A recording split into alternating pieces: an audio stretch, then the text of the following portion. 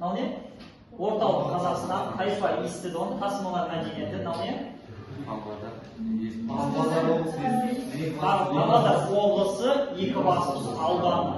Мынау мұрттобалар 4 түрі кездеседі. Олар 2 жерде орнатылады. Біреуіне адамды, екіншісіне жылқыны жерлеген. Мынау не? Мұрттобалар барынша рөл атқарады. Неге мұрттобалар деп айтамыз? Себебі олар адамның мұртына ұқсайды. Дұрыс айтасың. Шығысқа жерленгендіктен олардың түсінігі бойынша күнге табынатындығын білдіреді. Болды, қарапайым нәрсе.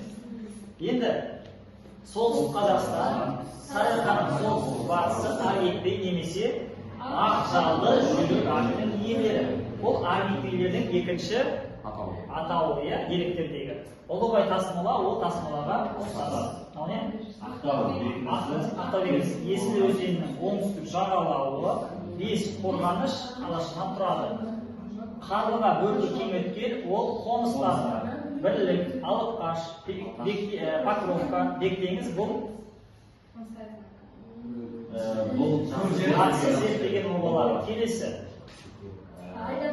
Айдабол, темірмен қола қосылған ақинақ қанжар табылды.